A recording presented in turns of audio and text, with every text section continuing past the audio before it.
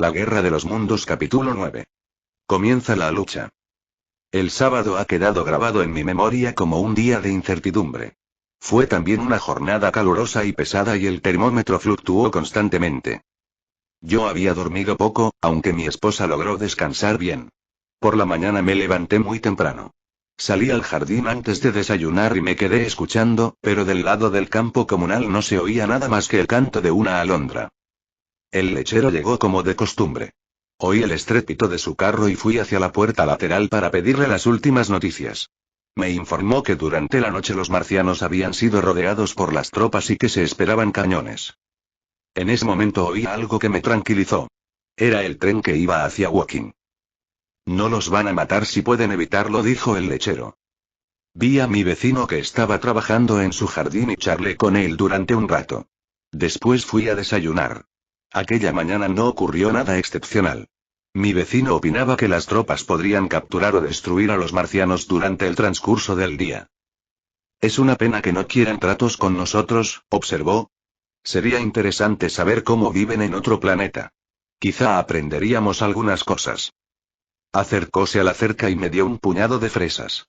Al mismo tiempo me contó que se había incendiado el bosque de pinos próximo al campo de golf de Bifleet. Dicen que ha caído allí otro de los condenados proyectiles. Es el número 2. Pero con uno basta y sobra.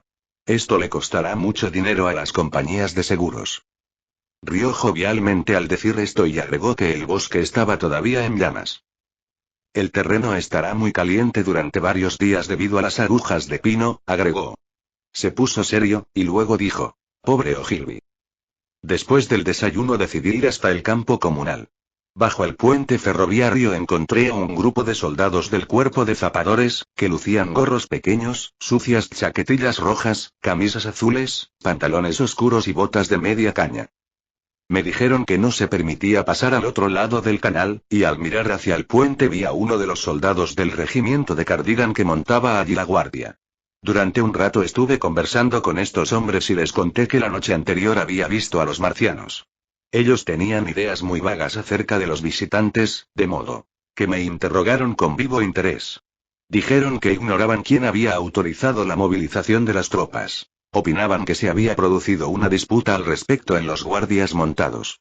El zapador ordinario es mucho más culto que el soldado común y comentaron las posibilidades de la lucha en perspectiva con bastante justeza.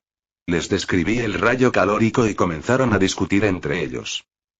Lo mejor sería arrastrarnos hasta encontrar refugio y tirotearlos, expresó uno. «¡Ah!», dijo otro. «¿Cómo se puede encontrar refugio contra ese calor? Si te cocinan. Lo que hay que hacer es llegar lo más cerca posible y cavar una trinchera. Tú y tus trincheras. Siempre las quieres. Ni que fueras un conejo». «¿Es verdad que no tienen cuello?», dijo de pronto un tercero. Repetí la descripción que hiciera un momento antes. «Octopus», dijo él. «Así que esta vez tendremos que pelear con peces». «No es un crimen matar bestias así», manifestó el que hablara primero. «¿Por qué no los cañonean de una vez y terminan con ellos?», preguntó otro. «No se sabe lo que son capaces de hacer». «¿Y dónde están las balas?». «No hay tiempo. Creo que deberíamos atacarlos ahora sin perder ni un minuto». Así continuaron discutiendo. Al cabo de un rato me alejé de ellos y fui a la estación para buscar tantos diarios matutinos como hubiera. Mas no fatigaré al lector con una descripción de aquella mañana tan larga y de la tarde, más larga aún. No logré ver el campo comunal, pues incluso las torres de las iglesias de Orsay y Chauvin estaban ocupadas por las autoridades militares. Los soldados con quienes hablé no sabían nada. Los oficiales estaban muy ocupados y no quisieron darme informes. La gente del pueblo se sentía nuevamente segura ante la presencia del ejército, y por primera vez me enteré de que el hijo del cigarrero Marshall era uno de los muertos en el campo. Los soldados habían obligado a los que vivían en las afueras de Orsay a cerrar sus casas y salir de ellas. Volví a casa alrededor de las 2. Estaba muy cansado, pues, como ya he dicho, el día era muy caluroso y pesado, y por la tarde me refresqué con un baño frío. Alrededor de las 4:30 fui a la estación para adquirir un diario vespertino, pues los de la mañana habían publicado una descripción muy poco detallada de la muerte de Stent, Henderson, Ogilvy y los otros. Pero no encontré en ellos nada que no supiera. Los marcianos no se mostraron para nada. Parecían muy ocupados en su pozo y se oía el resonar de los martillazos, mientras que las columnas de humo eran constantes. Aparentemente, estaban preparándose para una lucha. Se han hecho nuevas tentativas de comunicarse con ellos, mas no se obtuvo el menor éxito, era la fórmula empleada por los diarios. Un zapador me dijo que las señales las hacía un soldado ubicado en una zanja con una bandera atada a una vara muy larga. Los marcianos le prestaron tanta atención como la que prestaríamos nosotros a los mugidos de una vaca. Debo confesar que la vista de todo este armamento y de los preparativos me excitó en extremo. Me torné beligerante y en mi indignación derroté a los invasores de diversas maneras. Volvieron a mí parte de los sueños de batalla y heroísmo que tuviera durante mi niñez. En esos momentos me pareció una batalla desigual.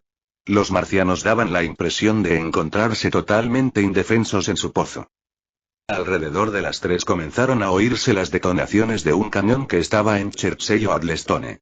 Me enteré de que estaban cañoneando el bosque de pinos donde había caído el segundo cilindro, pues deseaban destruirlo antes que se abriera. Mas eran ya las 5 cuando llegó a Chobham el cañón que habría de usarse contra el primer grupo de marcianos. A eso de las 6, cuando estaba tomando el té con mi esposa en la glorieta y hablaba con entusiasmo acerca de la batalla que se libraba a nuestro alrededor, oí una detonación ahogada procedente del campo comunal. A esto siguió una descarga cerrada. Luego se oyó un estruendo violentísimo muy cerca de nosotros y tembló la tierra a nuestros pies. Vi entonces que las copas de los árboles que rodeaban el colegio oriental estallaban en llamas rojas, mientras que el campanario de la iglesia se desmoronaba hecho una ruina. La parte superior de la torre había desaparecido y los techos del colegio daban la impresión de haber sido víctimas de una bomba de 100 toneladas. Se resquebrajó una de nuestras chimeneas como si le hubieran dado un cañonazo, y un trozo de la misma cayó abajo arruinando un macizo de flores que había junto a la ventana de mi estudio. Mi esposa y yo nos quedamos anonadados.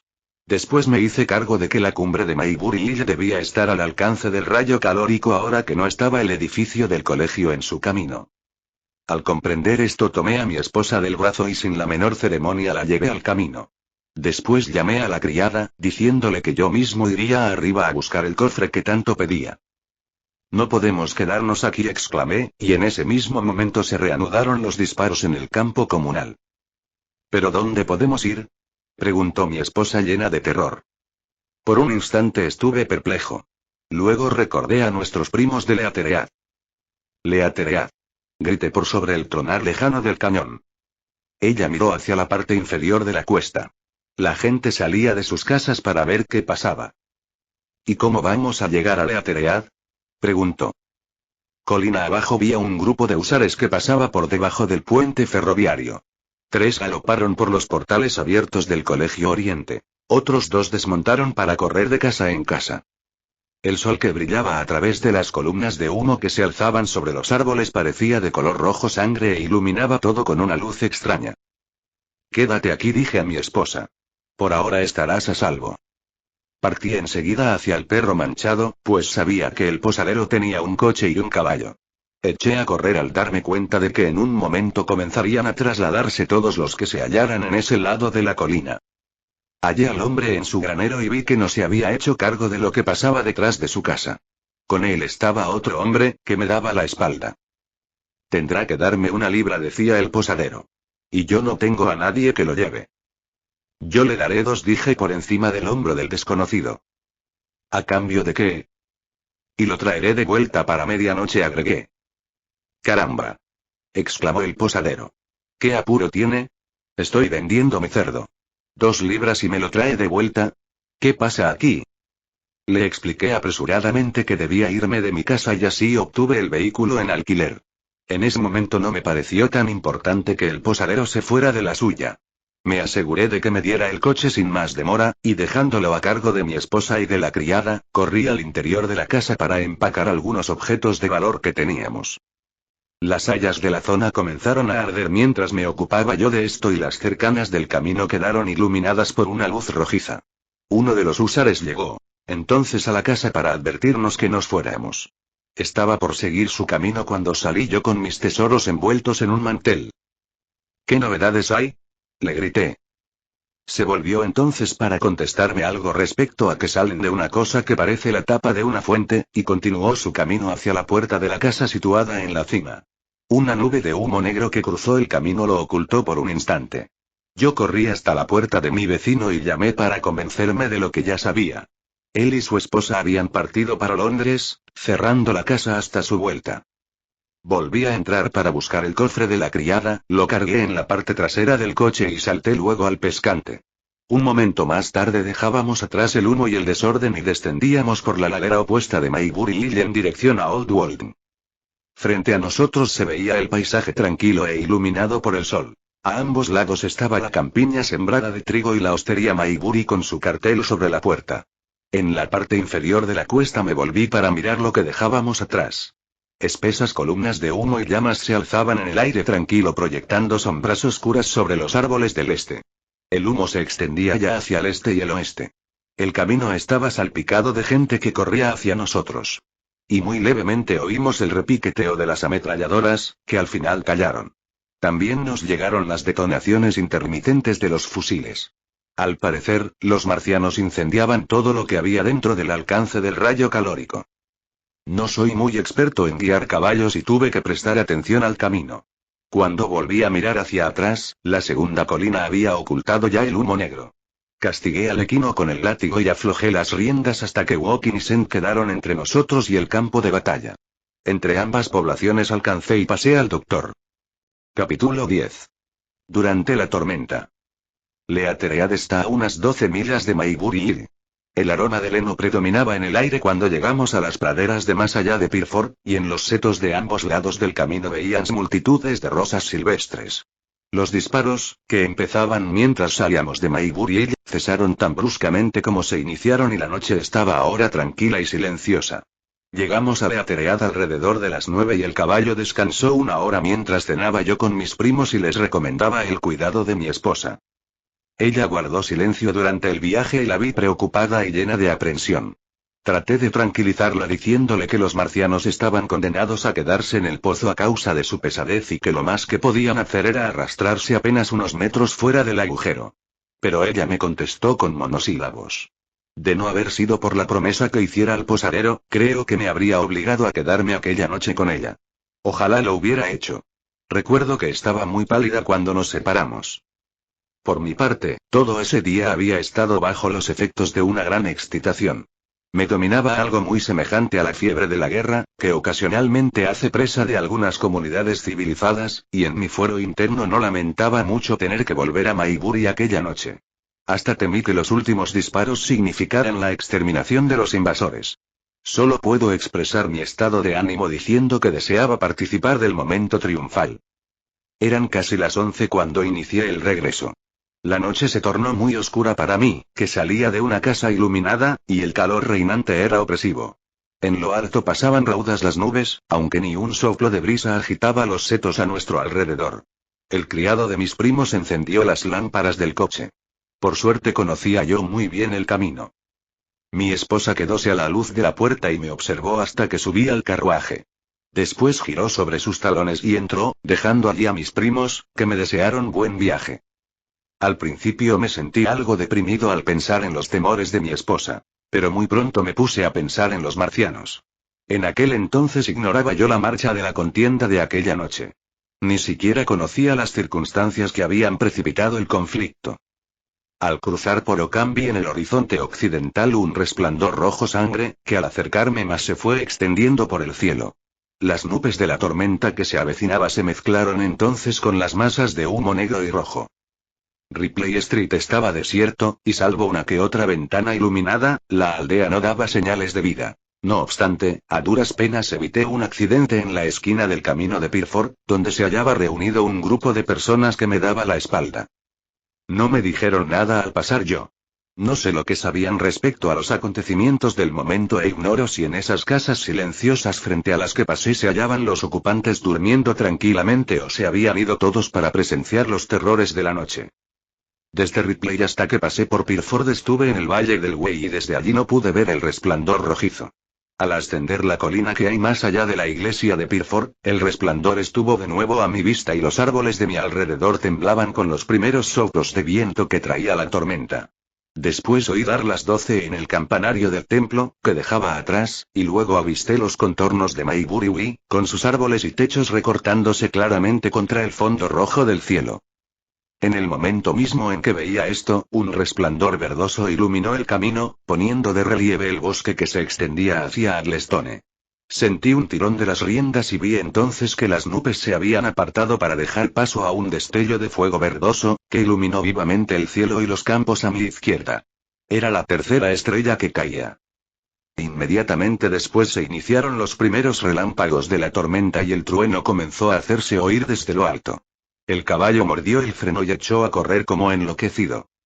Una cuesta suave corre hacia el pie de Maybury, y por allí descendimos. Una vez que se iniciaron los relámpagos, estos se sucedieron unos tras otros con su correspondiente acompañamiento de truenos. Los destellos eran cegadores y dificultó más mi situación el hecho de que empezó a caer un granizo que me golpeó la cara con fuerza. De momento no vi más que el camino que tenía delante. Pero de pronto me llamó la atención algo que se movía rápidamente por la otra cuesta de Maybury. Al principio lo tomé por el techo mojado de una casa, pero uno de los relámpagos lo iluminó y pude ver que se movía bamboleándose. Fue una visión fugaz, un movimiento confuso en la oscuridad, y luego otro relámpago volvió a brillar y pude ver el objeto con perfecta claridad. ¿Cómo podría describirlo? Era un trípode monstruoso, más alto que muchas casas, y que pasaba sobre los pinos y los aplastaba en su carrera. Una máquina andante de metal reluciente, que avanzaba ahora por entre los brezos. De la misma colgaban cuerdas de acero articuladas y el ruido tumultuoso de su andar se mezclaba con el rugido de los truenos. Un relámpago, y se destacó vividamente, con 2 pies en el aire, para desvanecerse y reaparecer casi instantáneamente 100 metros más adelante cuando brilló el siguiente relámpago. ¿Puede el lector imaginar un gigantesco banco de ordeñar que marche rápidamente por el campo? Tal fue la impresión que tuve en esos momentos. Súbitamente se apartaron los árboles del bosque que tenía delante. Fueron arrancados y arrojados a cierta distancia y después apareció otro enorme trípode, que corría directamente hacia mí. Al ver al segundo monstruo perdí por completo el valor. Sin lanzar otra mirada desvié el caballo hacia la derecha y un momento después volcaba el coche. Las varas se rompieron ruidosamente y yo me vi arrojado hacia un charco lleno de agua. Salí del charco casi inmediatamente y me quedé agazapado detrás de un matorral. El caballo yacía muerto y a la luz de los relámpagos vi el coche volcado y la silueta de una rueda que giraba con lentitud. Un momento después pasó por mi lado el mecanismo colosal y siguió cuesta arriba en dirección a Pirgir. Visto de más cerca, el artefacto resultaba increíblemente extraño, pues noté entonces que no era un simple aparato que marchara a ciegas. Era, sí, una máquina y resonaba metálicamente al avanzar, mientras que sus largos tentáculos flexibles, uno de los cuales asía el tronco de un pino, se mecían a sus costados. Iba eligiendo su camino al avanzar y el capuchón color de bronce que la remataba se movía de un lado a otro como si fuera una cabeza que se volviera para mirar a su alrededor. Detrás del cuerpo principal había un objeto enorme de metal blanco, como un gigantesco canasto de pescador, y un humo verdoso salía de las uniones de los miembros al andar el monstruo. Un momento después desapareció de mi vista. Esto es lo que vi entonces y fue todo muy vago e impreciso. Al pasar lanzó un aullido ensordecedor, que ahogó el retumbar de los truenos. Sonaba como alú, alú. Un momento más tarde estaba con su compañero, a media milla de distancia, y agachándose sobre algo que había en el campo. Estoy seguro de que ese objeto al que prestaron su atención era el tercero de los 10 cilindros que dispararon contra nosotros desde Marte. Durante varios minutos estuve allí agazapado, observando a la luz intermitente de los relámpagos a aquellos seres monstruosos que se movían a distancia. Comenzaba a caer una llovizna fina y debido a esto noté que sus figuras desaparecían por momentos para reaparecer luego. De cuando en cuando cesaban los destellos en el cielo y la noche volvía a tragarlos. Estaba yo completamente empapado y pasó largo rato antes que mi asombro me permitiera reaccionar lo suficiente como para subir a terreno más alto y seco. No muy lejos de mí vi una choza rodeada por un huerto de patatas. Corrí hacia ella en busca de refugio y llamé a la puerta, mas no obtuve respuesta alguna. Desistí entonces, y aprovechando la zanja al costado del camino logré alejarme sin que me vieran los monstruos y llegar al bosque de pinos. Protegido ya entre los árboles, continué andando en dirección a mi casa. Reinaba allí una oscuridad completa, pues los relámpagos eran ahora mucho menos frecuentes, y la lluvia, que caía a torrentes, formaba una cortina a mi alrededor. Si hubiera comprendido el significado de todo lo que acababa de ver, de inmediato me hubiese vuelto por bicicleta hasta Street Cobham y de allí aleatoriada a unirme con mi esposa. Tenía la vaga idea de ir a mi casa y eso fue todo lo que me interesó. Anduve a tropezones por entre los árboles, caí en una zanja y me golpeé contra las tablas para llegar, finalmente, al caminillo del College Arms. En medio de la oscuridad se tropezó conmigo un hombre y me hizo retroceder. El pobre individuo profirió un grito de terror, saltó hacia un costado y echó a correr antes que me recobrase yo lo suficiente como para dirigirle la palabra. Tan fuerte era la tormenta, que me costó muchísimo ascender la cuesta. Me acerqué a la cerca de la izquierda y fui agarrándome a los postes para poder subir. Cerca de la cima tropecé con algo blando y a la luz de un relámpago vi entre mis pies un trozo de género y un par de zapatos. Antes que pudiera percibir bien cómo estaba tendido el hombre, volvió a reinar la oscuridad. Me quedé parado sobre él esperando el relámpago siguiente. Cuando brilló la luz vi que era un hombre fornido que vestía pobremente. Tenía la cabeza doblada bajo el cuerpo y estaba tendido al lado de la cerca, como si hubiera sido arrojado hacia ella con tremenda violencia. Venciendo la repugnancia natural de quien no ha tocado nunca un cadáver, me agaché y le volví para tocarle el pecho. Estaba muerto. Aparentemente, se había desnucado. Volvió a brillar el relámpago y al verle la cara me levanté de un salto. Era el posadero del perro manchado, a quien alquilara el coche. Pasé sobre él y continué cuesta arriba, pasando por la comisaría y el College Arms para ir a mi casa. No ardía nada en la ladera, aunque sobre el campo comunal se veía aún el resplandor rojizo y las espesas nubes de humo. Según vi a la luz de los relámpagos, la mayoría de las casas de los alrededores estaban intactas. Cerca del College Arms descubrí un bulto negro que yacía en medio del camino. Camino abajo, en dirección al puente de Maybury, resonaban voces y pasos, mas no tuve el coraje de gritar para atraer la atención de los que fueran. Entré en mi casa, eché llave a la puerta y avancé tambaleante hasta el pie de la escalera, sentándome en el último escalón. No hacía más que pensar en los monstruos metálicos y en el cadáver aplastado contra la cerca. Me acurruqué allí con la espalda contra la pared y me estremecí violentamente. Capítulo 11. Desde la ventana. Ya he aclarado que mis emociones suelen agotarse por sí solas. Al cabo de un tiempo descubrí que estaba mojado y sentía frío, mientras que a mis pies se habían formado charcos de agua. Me levanté casi mecánicamente, entré en el comedor para beber un poco de whisky y después fui a cambiarme de ropa. Hecho esto subí a mi estudio, aunque no sé por qué fui allí. Desde la ventana de esa estancia se divisa el campo comunal de Orsay sobre los árboles y el ferrocarril. En el apresuramiento de nuestra partida la habíamos dejado abierta. Al llegar a la puerta me detuve y miré con atención la escena enmarcada en la abertura de la ventana. Había pasado la tormenta.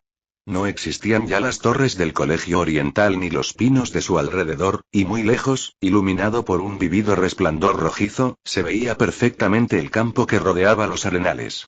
Sobre el fondo luminoso se veían moverse enormes formas negras extrañas y grotescas.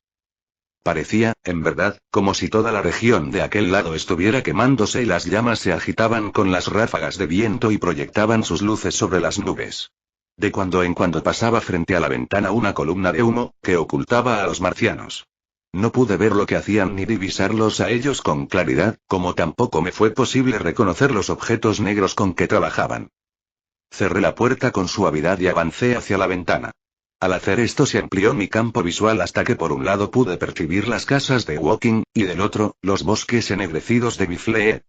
Había una luz cerca del arco del ferrocarril y varias de las casas del camino de Maybury y de las calles próximas a la estación estaban en ruinas. Al principio me intrigó lo que vi en los rieles, pues era un rectángulo negro y un resplandor muy vívido, así como también una hilera de rectángulos amarillentos. Después noté que era un tren volcado, cuya parte anterior estaba destrozada y era presa de las llamas, mientras que los vagones posteriores continuaban aún sobre las vías. Entre estos tres centros principales de luz, la casa, el tren y el campo incendiado en dirección a Chobham, se extendían trechos irregulares de lugares oscuros, interrumpidos aquí y allá por los rescoldos de los brezos aún humeantes. Al principio no pude ver a ningún ser humano, aunque agucé la vista en todo momento. Más tarde vi contra la luz de la estación Woking un número de figuras negras que corrían una tras otra. Y este era el pequeño mundo en el que había vivido tranquilamente durante años. Este caos de muerte y fuego. Aún ignoraba lo ocurrido en las últimas 7 horas y no conocía, aunque ya comenzaba a sospecharlo, qué relación había entre esos colosos mecánicos y los torpes seres que viera salir del cilindro. Con una extraña impresión de interés objetivo volví mi sillón hacia la ventana, tomé asiento y me puse a mirar hacia el exterior, fijándome especialmente en los 3 gigantes negros que iban de un lado a otro entre el resplandor que iluminaba los arenales. Parecían estar notablemente ocupados y me pregunté qué serían. ¿Mecanismos inteligentes? Me dije que tal cosa era imposible. ¿O habría un marciano dentro de cada uno, dirigiendo al gigante tal como el cerebro de un hombre dirige el cuerpo? Comencé a comparar los colosos con las máquinas construidas por los hombres, y me pregunté, por primera vez en mi vida, ¿qué parecerían a un animal nuestros acorazados o nuestras locomotoras? Ya se había aclarado el cielo al descargarse la tormenta y sobre el humo que se elevaba de la tierra ardiente podía verse el punto luminoso de Marte que declinaba hacia occidente. En ese momento entró un soldado en mi jardín. Oí un ruido en la cerca y, saliendo de mi abstracción, miré hacia abajo y le vi trepar sobre las tablas. Al ver a otro ser humano salí de mi letargo y me incliné sobre el alféizar. Oiga. Llamé en voz baja. El otro se detuvo sobre la cerca. Luego pasó al jardín y cruzó hacia la casa. ¿Quién es? Dijo en tono quedo, y miró hacia la ventana. ¿Dónde va usted? Le pregunté. Solo Dios lo sabe. ¿Quiere esconderse? Así es. Entré entonces, le dije. Bajé, abrí la puerta, le hice pasar y volví a echar la llave. No pude verle la cara. No llevaba gorra y tenía la chaqueta abierta. Dios mío. Exclamó al entrar. ¿Qué pasó?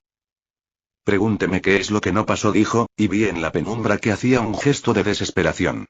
Nos barrieron por completo. Repitió esta última frase una y otra vez. Me siguió luego hacia el comedor. Tome un poco de whisky, le dije sirviéndole una copa llena. La bebió de un sorbo y se sentó a la mesa. Poniendo la cabeza sobre los brazos rompió a llorar como un niño, mientras que yo, olvidando mi desesperación reciente, le miraba sorprendido. Pasó largo rato antes que pudiera calmar sus nervios y responder a mis preguntas, y entonces me contestó de manera entrecortada y en tono perplejo. Era artillero y había entrado en acción a eso de las 7. A esa hora ya se efectuaban disparos en el campo comunal y decíase que el primer grupo de marcianos se arrastraba lentamente hacia el segundo cilindro protegiéndose bajo un caparazón de metal. Algo más tarde, el caparazón se paró sobre sus patas a manera de trípode y convirtióse en la primera de las máquinas que viera yo. El cañón que servía el soldado quedó ubicado cerca de Orsella, a fin de dominar con él los arenales, y su llegada había precipitado los acontecimientos. Cuando los artilleros se disponían a entrar en funciones, su caballo metió una pata en una conejera y lo arrojó a una depresión del terreno. Al mismo tiempo estalló el cañón a sus espaldas, volaron las municiones y le rodeó el fuego, mientras que él se encontró tendido bajo un montón de hombres y caballos muertos. Me quedé quieto, manifestó. El miedo me había atontado y tenía encima el cuarto delantero de un caballo. Nos habían barrido por completo. El olor, Dios mío. Era como de carne asada. La caída me lastimó la espalda y tuve que quedarme tendido hasta que se me pasó el dolor. Un momento antes habíamos estado como en un desfile y de pronto se fue todo al demonio. Habíase escondido debajo del caballo muerto durante largo tiempo, espiando de cuando en cuando. Los soldados del cuerpo de Cardigan habían intentado efectuar una avanzada en formación de escaramuza, pero fueron exterminados todos desde el pozo. Luego se levantó el monstruo y comenzó a caminar lentamente de un lado a otro del campo comunal, entre los pocos supervivientes, dando vuelta el capuchón tal como si fuera la cabeza de un ser humano. En uno de sus tentáculos metálicos llevaba un complicado aparato del que salían destellos verdosos y por cuyo tubo proyectaba el rayo calórico. Según me contó el soldado, en pocos minutos no quedó un alma viviente en el campo y todos los matorrales y árboles que no estaban ya quemados se convirtieron en una pira ardiente. Los húsares se hallaban tras una curva del camino y no los vio. Oyó durante un rato el tableteo de las ametralladoras, pero luego cesaron los disparos. El gigante dejó para el final la estación Woking y las casas que la rodeaban. Entonces proyectó su rayo calórico y la aldea se convirtió en un montón de ruinas llameantes. Después dio la espalda al artillero y se fue hacia el bosque de pinos, en que se hallaba el segundo cilindro. Un segundo gigante salió entonces del pozo y siguió al primero. El artillero se arrastró por los brezos calientes en dirección a Orsella, logró llegar con vida hasta la zanja que bordea el camino y así consiguió escapar de Woking.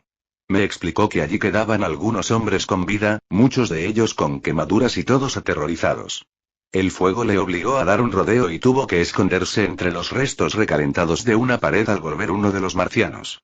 Vio que el monstruo perseguía a un hombre, lo tomaba con uno de sus tentáculos metálicos y le destrozaba la cabeza contra un árbol. Al fin, después que cayó la noche, el artillero echó a correr y pudo cruzar el terraplén ferroviario. Desde entonces estuvo caminando hacia Maybury con la esperanza de escapar del peligro y dirigirse a Londres. La gente se ocultaba en zanjas y sótanos y muchos de los sobrevivientes habían ido a Woking y St. La sed le hizo sufrir mucho hasta que halló un caño de agua corriente que estaba roto y del cual salía el líquido como de un manantial. Esto fue lo que me contó de manera fragmentaria. El artillero se calmó gradualmente mientras me relataba sus aventuras. No había comido nada desde mediodía, de modo que fui a buscar un poco de carne y pan a la alacena y puse todo sobre la mesa. No encendimos luz por temor de atraer a los marcianos, de modo que tuvimos que comer a oscuras. Mientras hablaba él comenzaron a disiparse las sombras y poco a poco pudimos distinguir los setos pisoteados y los rosales en ruinas del jardín. Parecía que un número de hombres o animales había cruzado el lugar a la carrera. Me fue posible ver el rostro ennegrecido y macilento de mi compañero. Cuando terminamos de comer subimos a mi estudio y de nuevo miré yo por la ventana. En una noche se había convertido el valle en un campo de cenizas. Ya no ardían tanto los fuegos. Donde antes había llamas ahora se veían columnas de humo. Pero las innumerables ruinas de casas derruidas y árboles arrancados y consumidos por las llamas, que antes estuvieran ocultos por las sombras de la noche, ahora mostrábanse con aspecto terrible a la luz cruel del amanecer. No obstante, aquí y allá veíase algo que había escapado de la destrucción. Una señal ferroviaria por aquí, el extremo de un invernadero por allá y algunas otras cosas. Jamás en la historia de la guerra habíase efectuado destrucción semejante. Y brillando a la luz creciente del oriente vi a 3 de los gigantes metálicos parados cerca del pozo, con sus capuchones rotando como si inspeccionaran la desolación de que fueran causa. Me pareció que el pozo se había agrandado y a cada momento salía del interior una nube de vapor verdoso que se elevaba hacia el cielo. Más allá se destacaban las llamaradas procedentes de Chobham, que con las primeras luces del alba se convirtieron en grandes nubes de humo teñidas de rojo. Capítulo 12. La destrucción de Weybridge y Shepperton.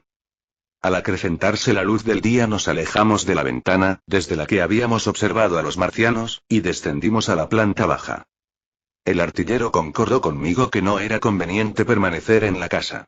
Tenía pensado seguir viaje hacia Londres y unirse de nuevo a su batería, que era la número 12 de la artillería montada.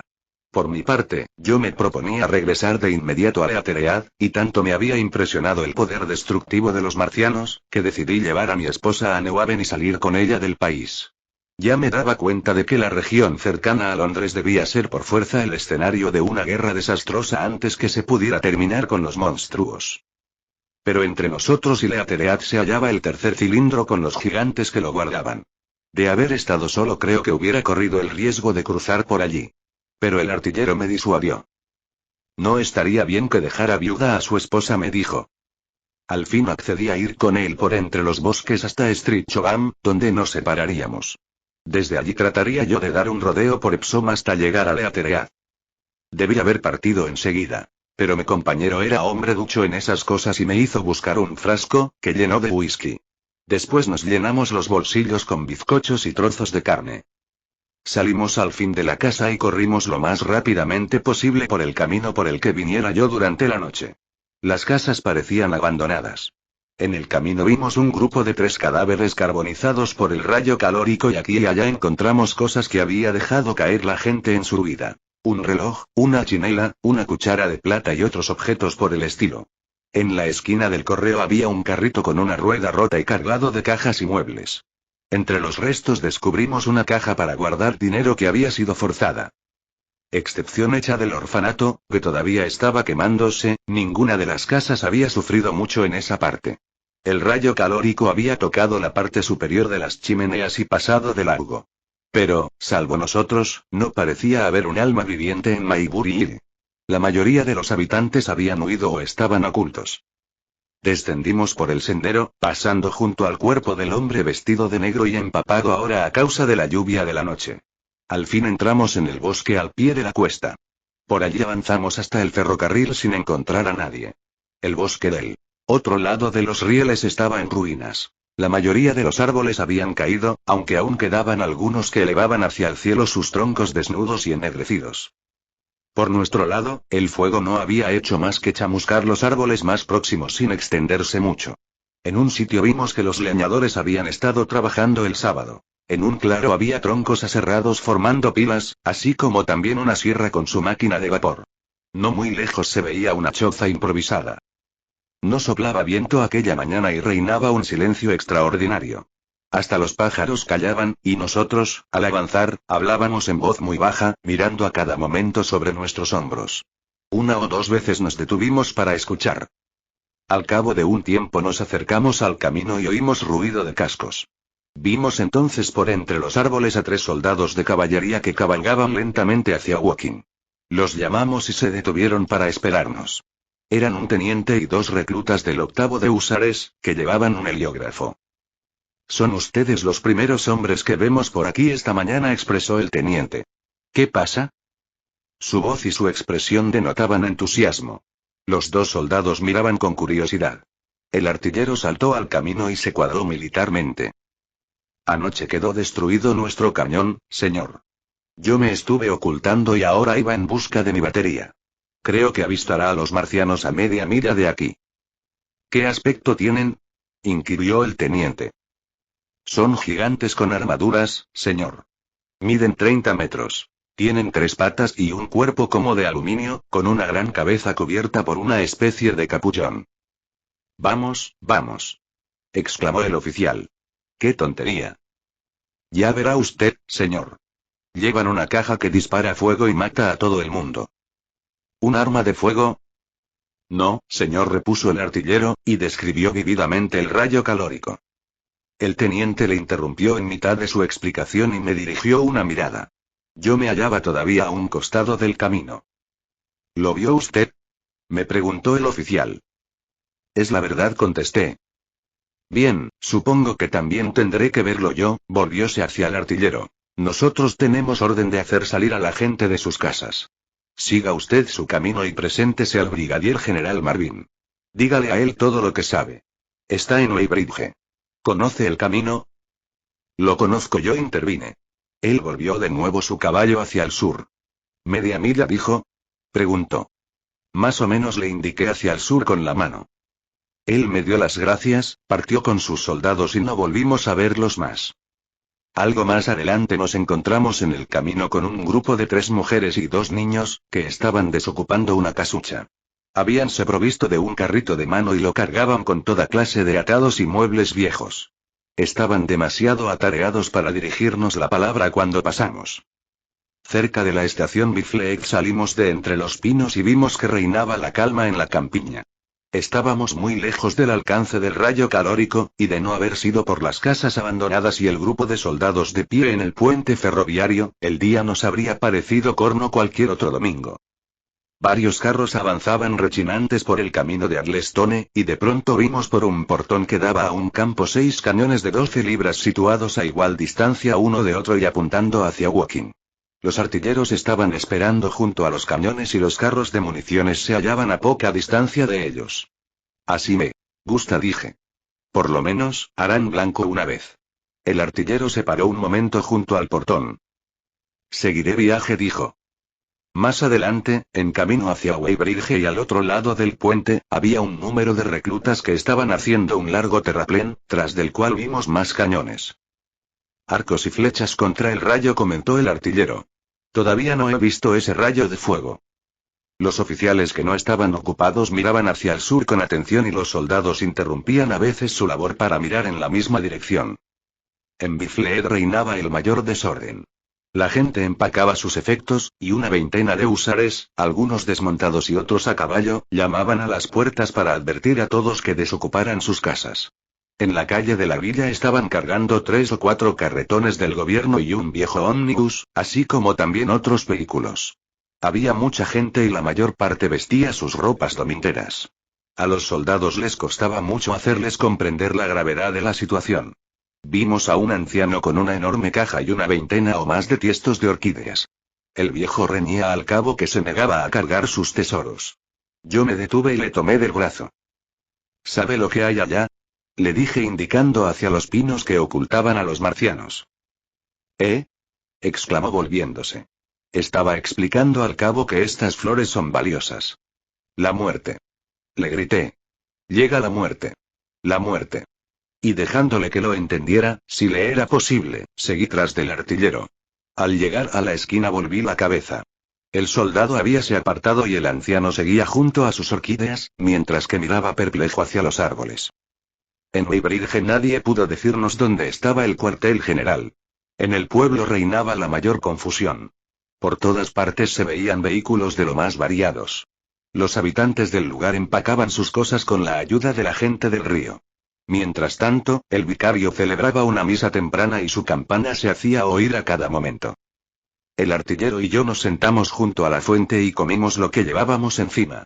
Patrullas de granaderos vestidos de blanco advertían al pueblo que se fueran o se refugiaran en sus sótanos tan pronto como comenzaran los disparos.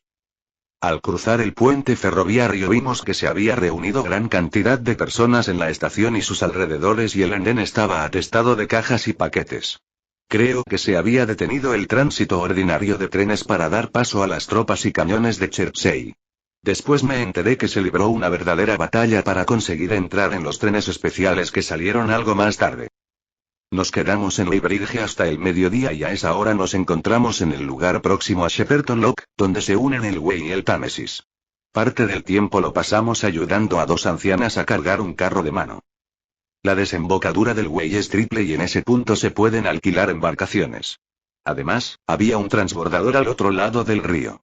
Sobre la margen que da a Shepperton había una posada, y algo más allá se elevaba la torre de la iglesia de Shepperton. Allí encontramos una ruidosa multitud de fugitivos. La huida no se había convertido todavía en pánico. Pero vimos ya mucha más gente de la que podía cruzar en las embarcaciones. Muchos llegaban cargados con pesados fardos. Hasta vimos a un matrimonio llevando entre ambos la puerta de un excusado en la que habían apilado sus posesiones. Un hombre nos dijo que pensaba irse desde la estación Shepperton. Oían muchos gritos y algunos hasta bromeaban. Todos parecían tener la idea de que los marcianos eran simplemente seres humanos formidables que podrían atacar y saquear la población, pero que al fin serían exterminados. A cada momento miraban algunos hacia la campiña de Chertsey, pero por ese lado reinaba la calma. Al otro lado del Támesis, excepto en los lugares donde llegaban las embarcaciones, todo estaba tranquilo, lo cual contrastaba con la margen de Surrey. Los que desembarcaban allí se iban andando por el camino. El transbordador acababa de hacer uno de sus viajes. 3 soldados se hallaban en el prado bromeando con los fugitivos sin ofrecerles la menor ayuda. La hostería estaba cerrada debido a la hora. ¿Qué es eso?, gritó de pronto un botero. En ese momento se repitió el sonido procedente de Chertsey. Era el estampido lejano de un cañonazo. Comenzaba la lucha. Casi inmediatamente empezaron a disparar una tras otra las baterías ocultas detrás de los árboles. Una mujer lanzó un grito y todos se inmovilizaron ante la iniciación de las hostilidades. No se veía nada, salvo la campiña y las vacas que pastaban en las cercanías. Los soldados los detendrán, expresó en tono dubitativo una mujer que se hallaba próxima a mí. Sobre los árboles se elevaba una especie de neblina. De pronto vimos una gran columna de humo hacia la parte superior del río, e inmediatamente tembló el suelo a nuestros pies y se oyó una terrible explosión, cuyas vibraciones hicieron añicos 2 o 3 ventanas de las casas vecinas. «Allí están», gritó un hombre de azul. «Allá. ¿No los ven?». Aparecieron uno tras otro 4 marcianos con sus armaduras, al otro lado de los árboles que bordeaban el prado de Chertsey. Iban caminando rápidamente hacia el río. Al principio parecían figuras pequeñas que avanzaban con paso bamboleante y tan raudo como el vuelo de un pájaro. Luego apareció el quinto, que avanzaba en línea oblicua hacia nosotros. Sus gigantescos cuerpos relucían a la luz del sol al avanzar hacia los cañones, tornándose cada vez más grandes a medida que se aproximaban. El más lejano blandía una enorme caja, y el espantoso rayo calórico, que ya viera yo en acción el viernes por la noche, partió hacia Chertsey y dio de lleno en la villa. Al ver aquellas criaturas extrañas y terribles, la multitud que se encontraba a orillas del agua quedóse paralizada de horror. Por un momento reinó el silencio.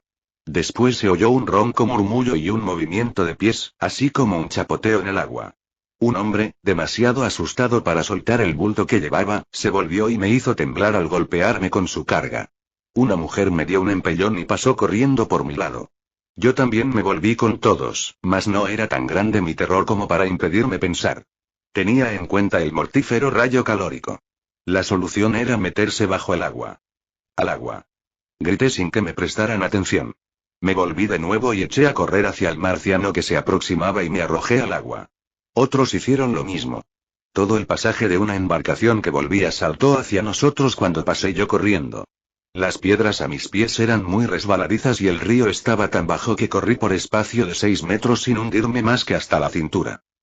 Luego, cuando el marciano se hallaba apenas a 200 metros de distancia, me introduje bajo la superficie. En mis oídos resonaron como truenos los chapoteos de los otros que se lanzaron al río desde ambas orillas. Pero el monstruo marciano nos prestó entonces tanta atención como la que hubiera otorgado un hombre a las hormigas del hormiguero cuyo pie ha destrozado. Cuando volví a sacar la cabeza del agua, el capuchón del gigante mecánico apuntaba hacia las baterías, que continuaban haciendo fuego desde el otro lado del río, y al avanzar puso en funcionamiento lo que debe haber sido el generador del rayo calórico. Un momento después estaba en la orilla y de un paso salvó la mitad de la anchura del río. Las rodillas de sus 2 patas delanteras se doblaron en la otra margen y después se volvió a erguir en toda su estatura, cerca ya de la villa de Shepperton. Entonces dispararon simultáneamente los 6 cañones que estaban ocultos tras los últimos edificios de la aldea. Las súbitas detonaciones casi paralizaron mi corazón. El monstruo levantaba ya la caja del rayo calórico cuando la primera granada estalló 6 metros más arriba del capuchón. Lancé un grito de asombro. Vi a los otros marcianos, mas no les presté atención. Lo que me interesaba era el incidente más próximo. Simultáneamente estallaron otras 2 granadas cerca del cuerpo en el momento en que el capuchón se volvía para ver la cuarta granada, que no pudo esquivar. El proyectil hizo explosión en la misma cara del monstruo. El capuchón pareció hincharse y voló en numerosos fragmentos de carne roja y metal reluciente. Hizo blanco. Grité yo con entusiasmo. Oí los gritos de júbilo de los que me rodeaban y en ese momento hubiera saltado del agua a causa de la alegría. El coloso decapitado se tambaleó como un gigante ebrio, mas no cayó. Por milagro recobró el equilibrio y, sin saber ya por dónde iba, avanzó rápidamente hacia Shepperton con la caja del rayo calórico sostenida en alto. La inteligencia viviente, el marciano que ocupaba el capuchón, estaba muerto y hecho trizas, y el monstruo no era ahora más que un complicado aparato de metal que iba hacia su destrucción. Adelantóse en línea recta, incapaz de guiarse. Tropezó con la torre de la iglesia, derribándola con la fuerza de su impulso. Se desvió a un costado, siguió andando y cayó, al fin, con tremendo estrépito, en las aguas del río. Una violenta explosión hizo temblar la tierra, y un manantial de agua, vapor, barro y metal destrozado voló hacia el cielo. Al caer en el río la caja del rayo calórico, el agua habíase convertido enseguida en vapor. Un momento después avanzó río arriba una tremenda ola de agua casi hirviente. Vi a la gente que trataba de alcanzar la costa y oí sus gritos por el tremendo ruido causado por la caída del marciano. Por un instante no presté atención al agua caliente y olvidé que debía tratar de salvarme. Avancé a saltos por el río, apartando de mi paso a un hombre, y llegué hasta la curva. Desde allí vi una docena de botes abandonados que se mecían violentamente sobre las olas. El marciano yacía de través en el río y estaba sumergido casi por entero. Espesas nubes de vapor se levantaban de los restos, y por entre ellas pude ver vagamente las piernas gigantescas que golpeaban el agua y hacían volar el barro por el aire. Los tentáculos se movían y golpeaban como brazos de un ser viviente y, salvo por lo incierto de estos movimientos, era como si un ser herido se debatiera entre las olas esforzándose por salvar la vida. Enormes cantidades de un fluido color castaño salían a chorros de la máquina. Desvió entonces mi atención un sonido agudo semejante al de una sirena. Un hombre que se hallaba cerca me gritó algo y señaló con la mano. Al mirar hacia atrás vi a los otros marcianos que avanzaban con trancos gigantescos por la orilla del río desde la dirección de Chertsey. Los cañones de Shepperton volvieron a funcionar, pero esta vez sin hacer ningún blanco. Al ver esto volví a meterme de nuevo en el agua y, conteniendo la respiración lo más que pude, avancé por debajo de la superficie hasta que ya no pude más. El agua se agitaba a mi alrededor y cada vez se tornaba más caliente. Cuando levanté la cabeza para poder respirar y me quité el agua y los cabellos de los ojos, el vapor se elevaba como una niebla blanca, que ocultó al principio a los marcianos. El ruido era ensordecedor. Después los vi vagamente. Eran colosales figuras grises, magnificadas por la neblina. Habían pasado junto a mí y dos de ellos se estaban agachando junto a los restos de su compañero.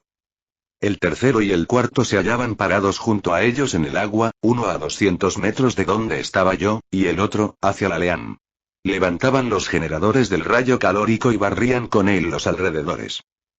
Todo a mi alrededor reinaba un desorden de ruidos ensordecedores. El metálico son de los marcianos, el estrépito de casas que caían, el golpe sordo de los árboles al dar en tierra y el crujir y bramar de las llamas. Un humo negro muy denso se mezclaba ahora con el vapor procedente del río, y al moverse el rayo calórico sobre Neighbridge, su paso era marcado por relámpagos de luz blanca que dejaba una estela de llamaradas. Las casas más próximas seguían aún intactas, aguardando su fin, mientras que el fuego se paseaba tras ellas de un lado a otro. Por unos minutos me quedé allí, con el agua casi hirviente hasta la altura del pecho, aturdido por mi situación y sin esperanzas de poder salvarme. Vi a la gente que salía del agua por entre los cañaverales, como ranas que escaparan ante el avance del hombre. Y de pronto saltó hacia mí el resplandor del rayo calórico. Las casas se desplomaban al disolverse bajo sus efectos. Los árboles se incendiaban instantáneamente. Corrió de un lado a otro por el caminillo, tocando a los fugitivos y llegando al borde del agua, a menos de 50 metros de donde me hallaba yo. Cruzó el río hacia Shepperton y el agua se elevó en una columna de vapor ante su paso. Yo me volví hacia la costa. Un momento más y una ola enorme de agua en ebullición corrió hacia mí. Lancé un grito de dolor, y escaldado, medio ciego y aturdido avancé tambaleándome por el hirviente líquido para ir a la orilla. De haber tropezado hubiera muerto allí mismo. Casi indefenso, a la vista de los marcianos, sobre el cabo desnudo que indica la unión del Wey y el Támesis. Solo esperaba la muerte. Tengo el recuerdo vago de que el pie de un marciano se asentó a una veintena de metros de mi cabeza, clavándose en la arena, girando hacia uno y otro lado, y levantándose de nuevo. Hubo un lapso de suspenso. Después cargaron los cuatro los restos de su camarada y se alejaron, al fin, por entre el humo para perderse en la distancia. Entonces, poco a poco, me fui dando cuenta de que había escapado por milagro.